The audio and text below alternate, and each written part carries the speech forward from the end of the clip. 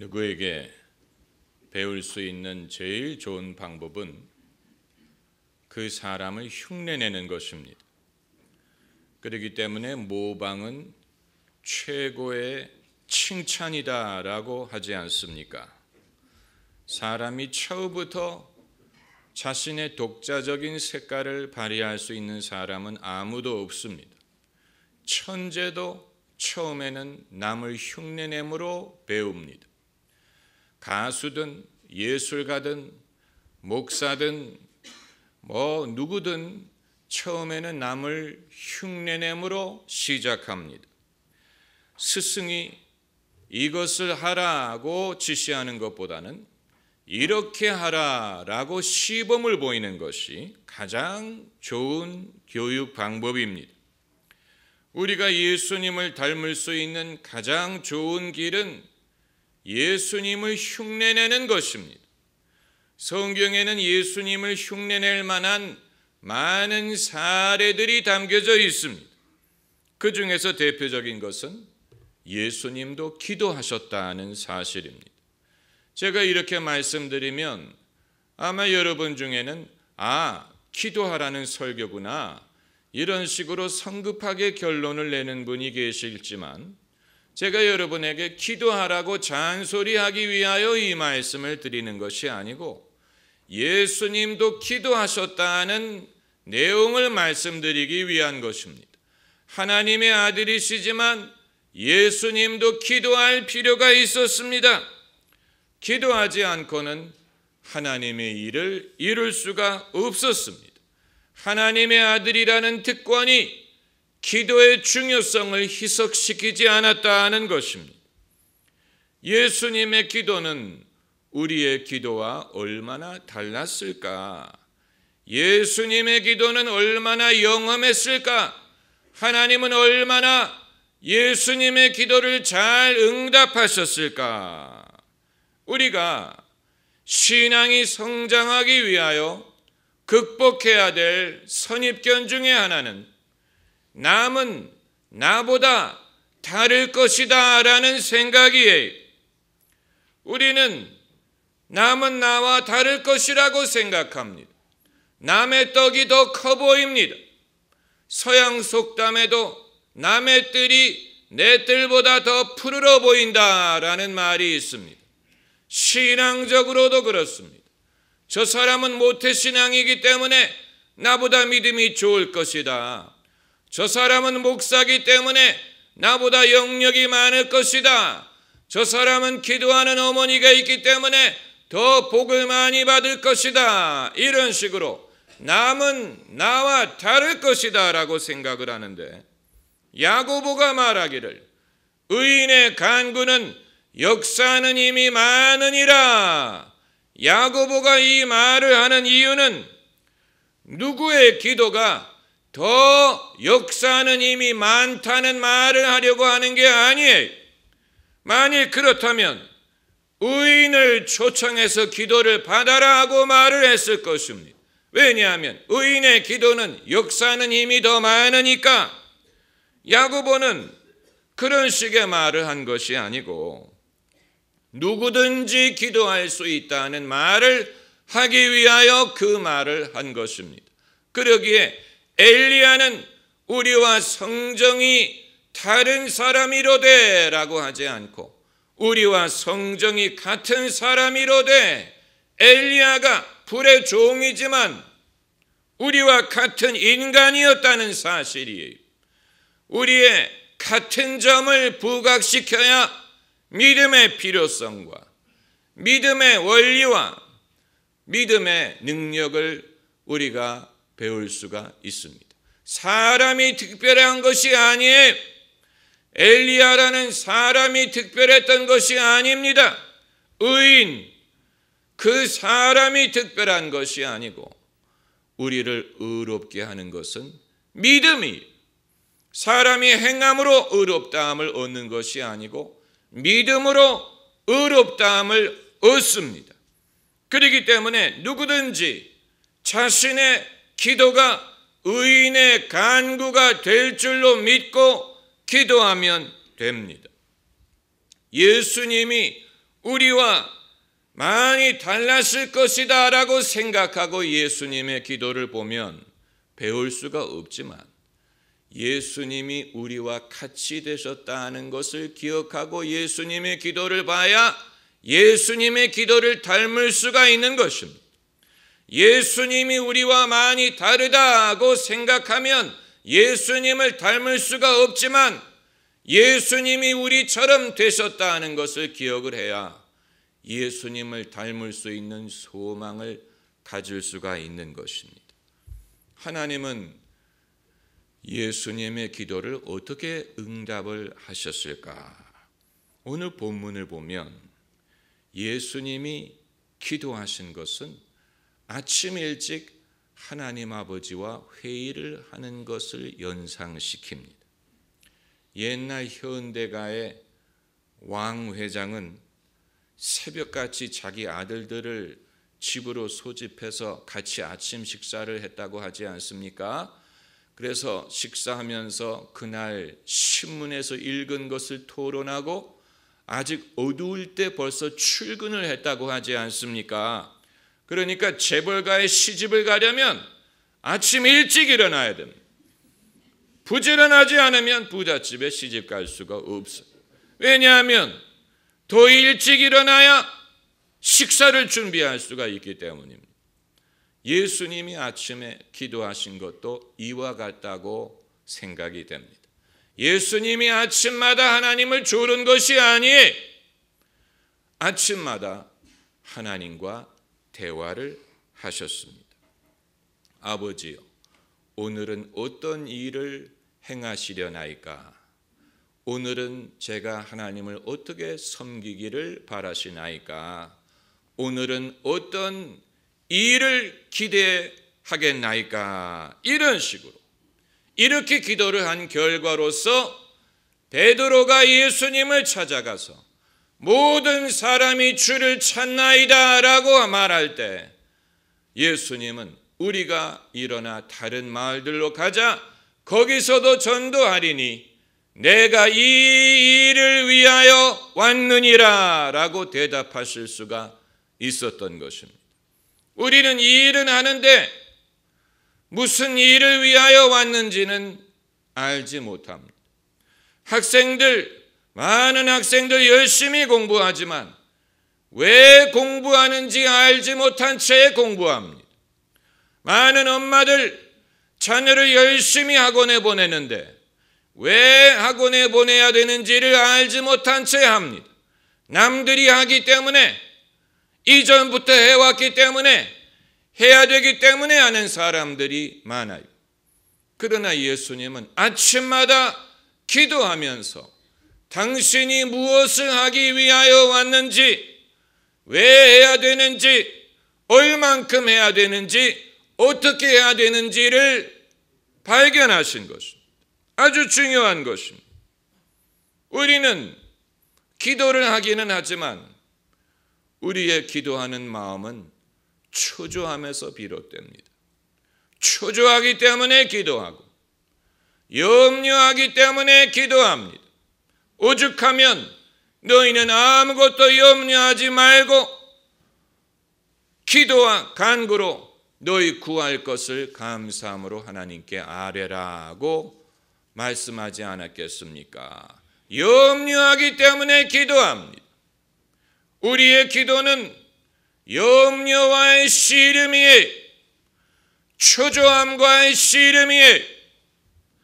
기도한 후에 얼굴이 밝은 사람도 있지만, 기도를 했지만 여전히 얼굴이 근심에 쌓여 있는 사람들이 더 많습니다. 그 말은 그 기도가 그 사람의 염려를 극복하지 못했다는 얘기입니다. 이것은 인간의 실존적인 문제, 인간은 생각한다, 고로 존재한다가 아니고 염려한다, 고로 존재한다, 두려워한다, 고로 존재한다고 말할 수 있습니다. 그러나 예수께서 늘 강조하신 것은 두려워 말고 믿기만 하라. 한번 따라해 보세요. 믿기만 하라. 얼마나 단순한 말씀이. Only believe. 믿기만 하라. 카터 행정부의 국가안보보좌관이었던 즈비그뉴 브레진스키라는 사람이 원래 폴란드계인데, 그래서 폴란드 출신의 요한 바오로 2세가 교황으로 즉위할 때 그의 모임을 참석해서 교황의 첫 마디가 브레진스키에게 큰 인상을 남겼다고 했습니다. 교황의 첫 마디는 Do not be afraid. 두려워하지 말아라. 이 말로 당신의 강론을 시작했다고 하는데, 그 내용은 별로 복잡하지 않아요. 그러나 많은 사람들이 들을 필요가 있는 말씀입니다.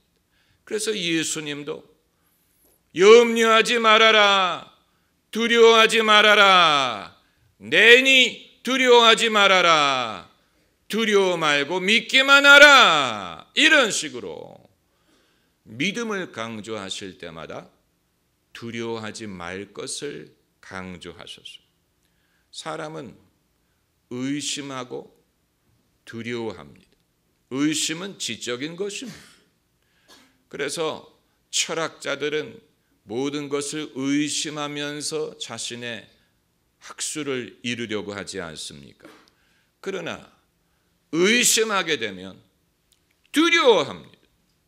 이것이 인간의 생각을 무겁고 그를 짓누르는 것입니다. 왜 인생이 힘드냐? 두렵기 때문이. 미래가 두렵고 실패가 두렵고 죽음이 두렵고 사는 것 자체가 두렵습니다. 나이를 먹어가도 그것이 변하는 것 같지 않아요. 이제껏 내가 산 것도 주님의 은혜라고 말하지만, 이제껏 살아왔지만 그 많은 경험이 나를 더 지혜롭게 만드는 것 같지 않고 인생의 베테랑을 만들어주는 것 같지 않아요. 여전히 인생에는 예측할 수 없는, 장담할 수 없는, 보장할 수 없는 것들이 많이 있는 것처럼 보입니다. 인생의 복병이 기다리고 있는 것처럼 보입니다. 미래를 두려워합니다. 우리가 만드는 대부분의 미래 영화는 다 어둡습니다. 미래에 대한 영화들 보세요. 무슨 매드맥스 시리즈라든가 터미네이터라든가 무슨 이런 영화들 보면 미래가 다 어두워요. 불행해. 이것은 실제로 인류가 그런 식으로 가고 있기 때문이 아니고 인간은 내면적으로 두려워하기 때문입니다. 그러므로 미래를 설정할 때 밝은 것보다는 어둡고 행복한 것보다는 뭔가 불행하고 불안한 것을 생각할 수밖에 없는 것입니다. 믿음이 없이는, 하나님은 빛이시라고 했는데 빛이 없다면 어둠이 다스릴 수밖에 없습니다. 하나님이 내 마음에 없다면 내 마음의 어두움을 이길 수 있는 힘이 없어요. 하나님이 내 마음에 안 계시면 내 두려움을 극복할 방법이 없습니다. 돈으로도 안 되고 힘으로도 안 돼요. 힘이 많은 나라일수록 국방비에 많은 돈을 지출합니다. 사우디아라비아가 그 기름을 팔아 엄청난 수입을 거두었는데 그것으로 국방비에 지출합니다. 중동에서 국방비 지출이 제일 많은 나라 중에 하나가 사우디아라비아예요. 그것은 무엇을 보여줍니까? 두려운 것입니다. 그들의 기득권을 잃을까 두려운 것입니다. 누가 쳐들어오지 않을까 두려운 것입니다.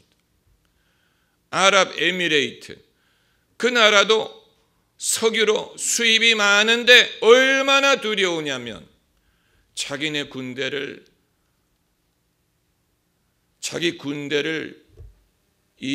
믿을 수가 없기 때문에 외국의 용병을 고용해서 국가를 보호합니다. 자기네 군대를 신임할 수 없다는 얘기예요. 그래서 그들의 기득권을 보호하기 위하여 외국의 용병을 고용해서 보호를 요청할 정도로, 그러니까 사람이 재물이 많아지면 예수님 말씀대로 더 두려운 것입니다. 누가 도적질하지 않을까? 동록이 슬지 않을까? 두려운 것입니다. 이것이 인간의 실존이에요. 우리가 기도를 할 때 기도가 힘든 이유는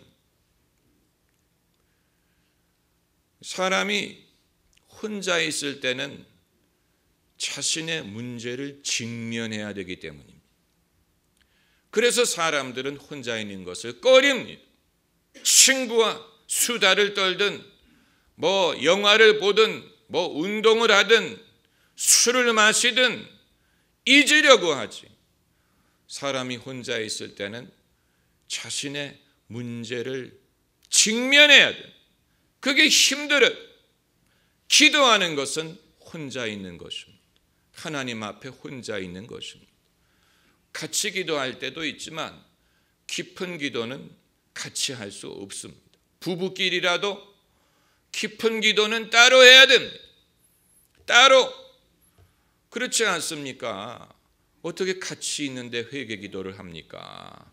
하나님, 제가 비자금을 준비하고 그런 회개 기도는 혼자 해야 됩니다. 자신의 염려, 자신의 죄, 영혼의 문제는 하나님과 나 사이에 고백하는 것입니다.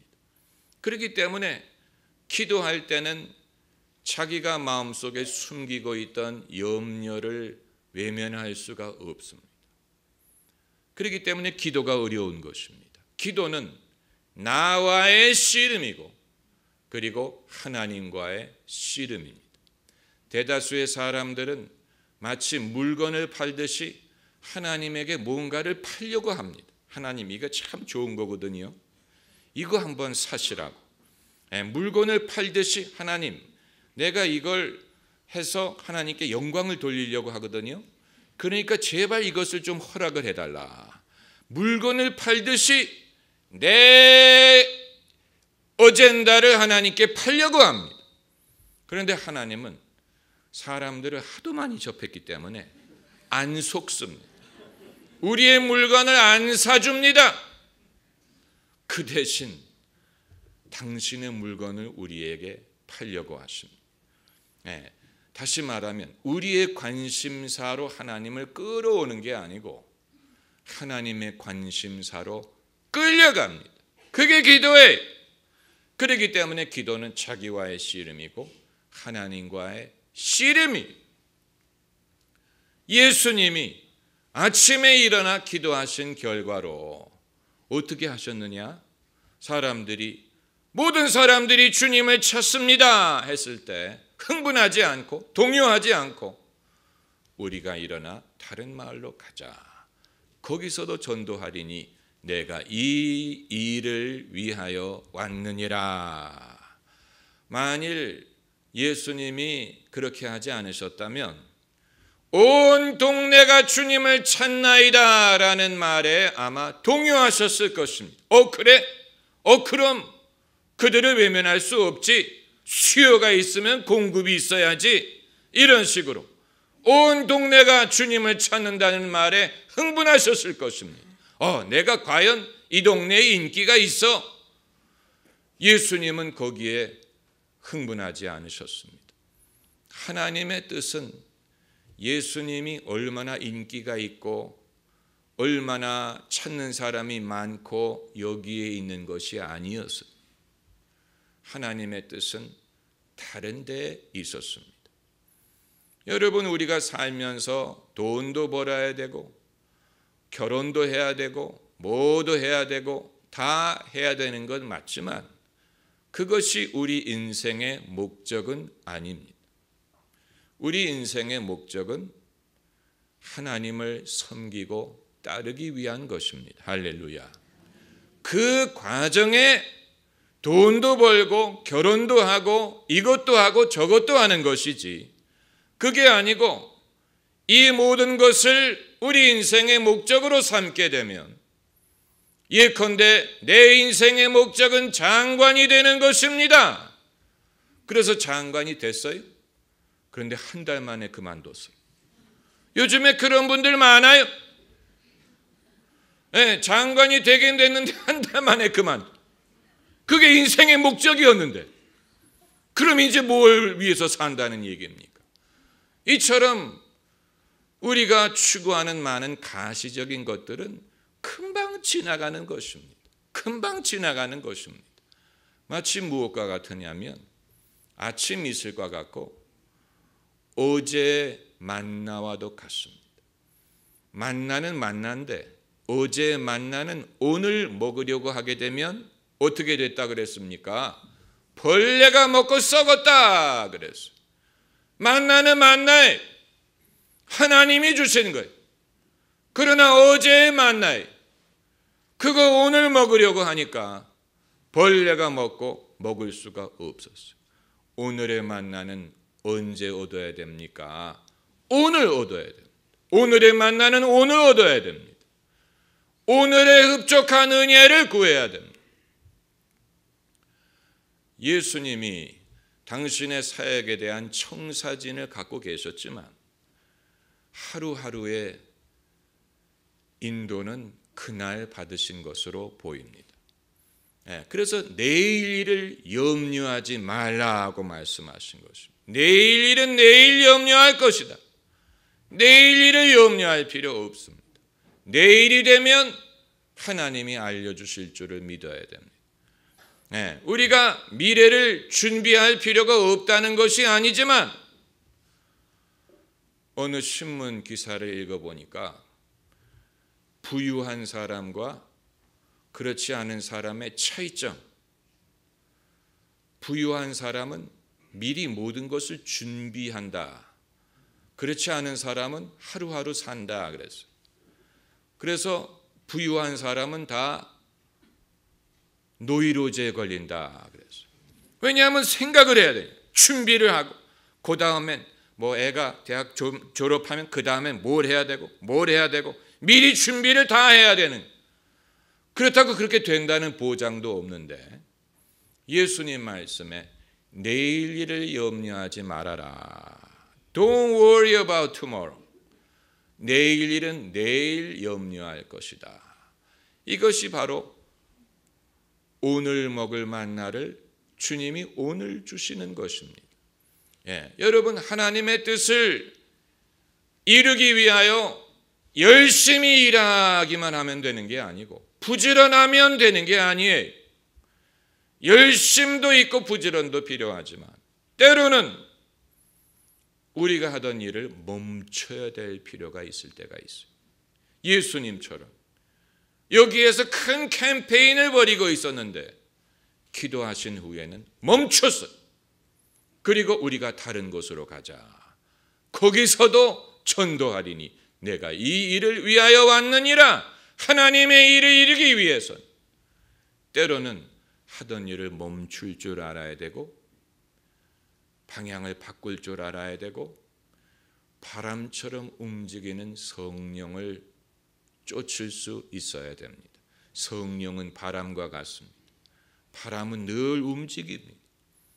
우리도 성령을 따라 움직일 수 있어야 됩니다. 할렐루야. 기도하십시다.